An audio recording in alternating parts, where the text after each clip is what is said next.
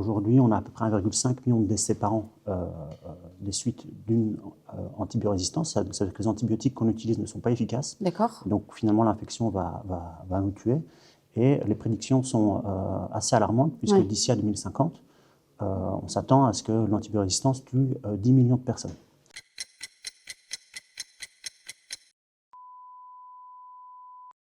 Bienvenue dans 10 minutes de Prève, la capsule qui vous invite à mieux comprendre pour mieux agir. En 10 minutes, nous prenons le temps d'explorer les liens entre notre santé et notre environnement. Santé, environnement et vous. Aujourd'hui, nous allons parler d'un enjeu sanitaire majeur, l'antibiorésistance et son lien avec l'environnement.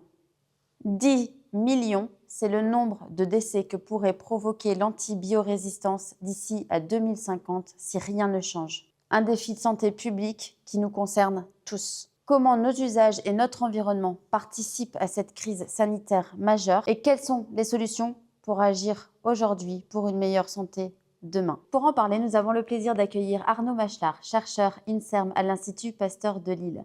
Il sera accompagné d'Axel Grandet et de Amine Pochet, qui sont des membres de son équipe qui travaillent avec lui sur ces questions.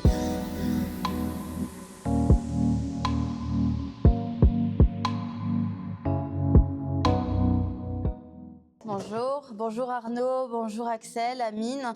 Merci d'avoir accepté notre invitation aux 10 minutes de Prève. C'est avec plaisir. Je suis Arnaud Machelard, chercheur INSERM au Centre d'infection illimitée de Lille, ici sur le site du campus de l'Institut Pasteur de Lille.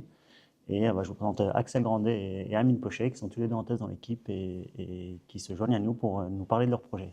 Eh bien, bienvenue à vous. Un grand merci d'avoir accepté notre invitation dans le but de sensibiliser, d'informer, de mieux comprendre pour mieux agir sur notre santé pour demain. D'abord, avant tout, est-ce qu'on peut peut-être définir ce qu'est l'antibiorésistance ? Bien, je pense qu'avant de parler d'antibiorésistance, il faut avant tout introduire la notion d'antibiotique. Et donc un antibiotique, c'est une molécule, un médicament qu'on va utiliser pour soigner les infections bactériennes. Donc ça ne marche pas contre les virus. C'est spécifique pour les infections bactériennes et ces molécules-là, on va les trouver un peu partout dans le vivant et aujourd'hui on les utilise pour se soigner. Quand on est malade, on a une infection, on va suivre un traitement antibiotique et ça a permis de sauver pas mal de vies. Et la notion d'antibiorésistance, c'est le fait de pouvoir être finalement insensible à ces antibiotiques. C'est un espèce de bouclier que la bactérie va pouvoir développer ou utiliser pour être insensible. Et ces boucliers, en fait, ils sont intégrés dans le génome de la bactérie. C'est un peu des séquences d'ADN qui vont permettre de fabriquer ces boucliers et qui vont leur permettre d'être insensibles aux antibiotiques. D'accord. Et comment est-ce que ça a été découvert ? L'antibiotique, c'est quelque chose qui a toujours existé parce qu'en fait, dans la nature, l'antibiotique est produit par les bactéries. C'est avant tout pour se protéger des autres bactéries. Lorsqu'une bactérie occupe un espace, elle va libérer ses antibiotiques pour empêcher que des bactéries d'une autre espèce viennent coloniser le même environnement. Et ça a été découvert en fait un peu par hasard par Alexander Fleming en 1928 qui est rentré de vacances et sur ses cultures de bactéries, en fait, il a vu qu'il y avait un champignon qui avait poussé et le fait que ce champignon soit arrivé et contaminé son travail a empêché la bactérie de se développer. Et il s'est donc rendu compte que le champignon fabriquait de la pénicilline qui était antibactérien. Donc les antibiotiques ont été découverts comme ça. Et puis l'antibiorésistance, on l'a découverte parce que quand on a commencé à traiter les patients, on s'est rendu compte que certains antibiotiques ne fonctionnaient pas. Donc la bactérie était devenue insensible et résistante. Et donc on a pu identifier ces boucliers. Après, ce n'est pas l'utilisation de l'homme qui a entraîné l'apparition de ces boucliers, ça existait dans la nature. Finalement, la bactérie qui produit l'antibiotique a besoin d'être protégée. Donc elle produisait aussi son bouclier. Et d'ailleurs, on a des traces de ces résistances-là, de ces gènes de résistance chez des mammouths qu'on a décongelés d'Alaska il y a 33 millions d'années. D'accord. Et on retrouve aussi des traces d'antibiorésistance chez les bactéries qui vivent dans le fond des océans, par exemple, et donc là où l'homme n'a jamais mis les pieds, finalement. D'accord, très intéressant. Et en quoi, pourquoi est-ce que c'est un phénomène préoccupant de santé publique ? En fait, en santé publique, ça devient un phénomène préoccupant parce que l'usage, parfois abusif et excessif, mais aussi son usage courant, fait que ces cas de résistance sont de plus en plus fréquents. Aujourd'hui, on a à peu près 1,5 million de décès par an des suites d'une antibiorésistance. Ça veut dire que les antibiotiques qu'on utilise ne sont pas efficaces. D'accord. Donc finalement, l'infection va nous tuer. Et les prédictions sont assez alarmantes, puisque d'ici à 2050, on s'attend à ce que l'antibiorésistance tue 10 millions de personnes. Et en fait, les cas vont être de plus en plus fréquents parce que ces souches résistantes, en fait, ont la capacité de transmettre ces fameux boucliers. Il y a une transmission qui est verticale. Quand les bactéries vont se multiplier, en fait, les bactéries nouvellement générées vont avoir ce bouclier. Mais en plus, elles ont aussi la capacité de se les échanger. Et donc, on peut, lorsqu'une bactérie est résistante, dans un environnement où l'antibiotique est présent, elle va pouvoir finalement transférer une copie de ce bouclier finalement aux bactéries voisines. Et donc, en fait, on va avoir une exposition exponentielle finalement de ces mécanismes de résistance. Et en fait, ça, c'est combiné au fait qu'on a de plus en plus de mal aussi à trouver de nouveaux antibiotiques. On a à peu près écoulé tout le stock d'antibiotiques qu'on avait pu découvrir dans l'environnement. Maintenant, il y a tout un travail qui se fait pour identifier de nouvelles molécules. Donc ça se fait au niveau chimique. On peut cribler des banques ou faire quelques petites modifications sur les antibiotiques déjà existants pour les rendre plus efficaces. Mais on va atteindre une certaine limite. Et donc, il faut pouvoir finalement anticiper ce problème qui est déjà impactant au niveau santé publique, mais qui va ne faire que s'accroître. D'accord. On peut donc parler de pandémie silencieuse. L'antibiorésistance concerne-t-elle uniquement la santé humaine ? Eh bien non. En fait, on a utilisé les antibiotiques aussi pour soigner les animaux, que ce soit les animaux d'élevage ou les animaux domestiques, les chats, les chiens, et puis après, dans l'élevage intensif, en fait, historiquement, il a d'ailleurs été beaucoup utilisé, pas pour prévenir des infections, mais parce que ça servait aussi de facteur de croissance. Et donc, dans les élevages de poulets, on a des plus gros poulets, plus de viande et donc un meilleur rendement. Aujourd'hui, la législation a énormément évolué, on a utilisé beaucoup moins d'antibiotiques, mais néanmoins, beaucoup d'antibiotiques sont utilisés dans l'élevage. Et ce qui est problématique, en fait, c'est que dans notre microbiote intestinal, en fait, il y a énormément de bactéries qui vont être exposées à ces antibiotiques. Les bactéries vont susciter de la résistance, vont devenir résistantes et aussi transmettre ces différents boucliers.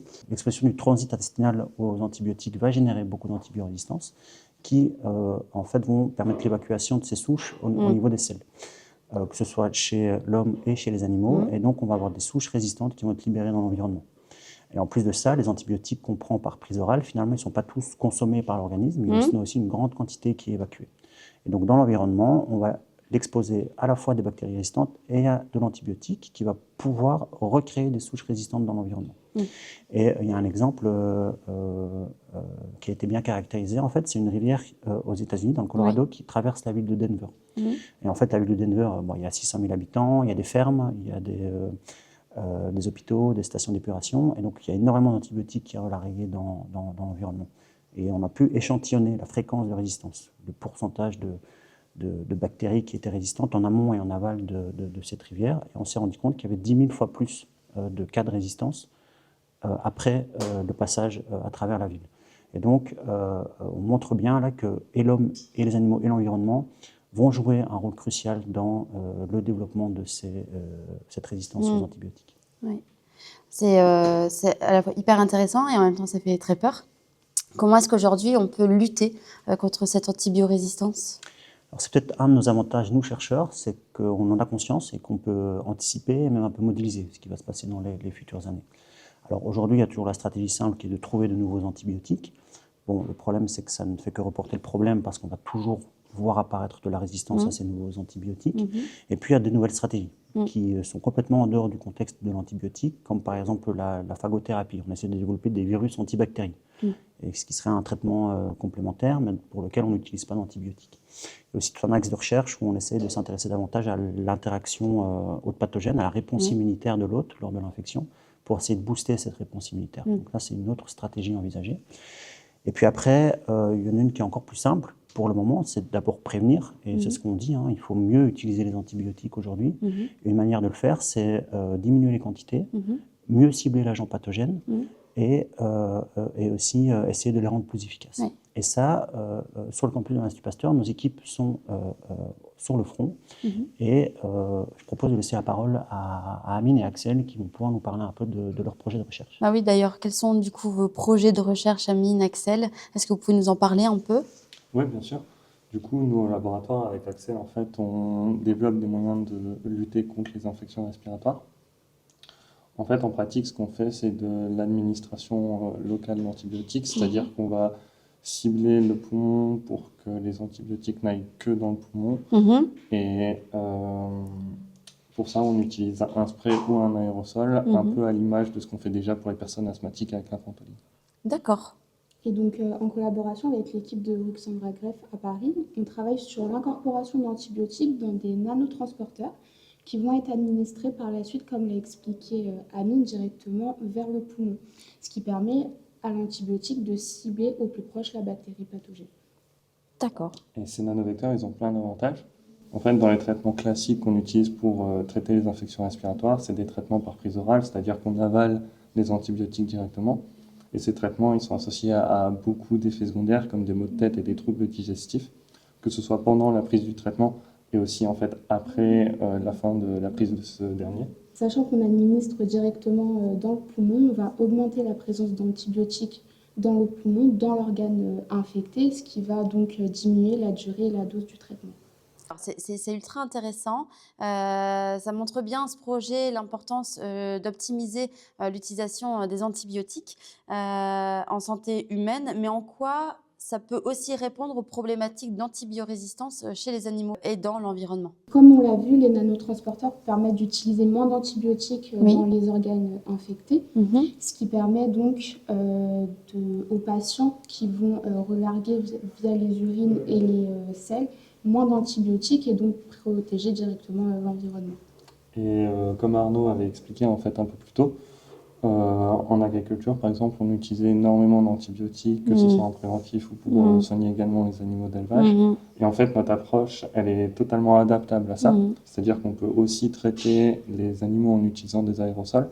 Et de cette manière, on diminuerait aussi la présence des antibiotiques dans les élevages et dans l'environnement. Voilà. Merci beaucoup Arnaud, Axel, Amine pour ce décryptage ultra précieux.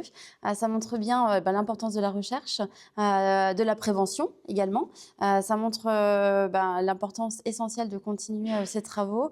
Merci pour ce que vous faites au quotidien pour justement lutter contre l'antibiorésistance, pour créer de nouveaux médicaments qui vont aider à sauver des vies demain. On voit vraiment l'importance aujourd'hui de prendre soin de l'environnement pour pouvoir prendre soin de notre santé. Alors vraiment, un grand merci. Avec plaisir, merci.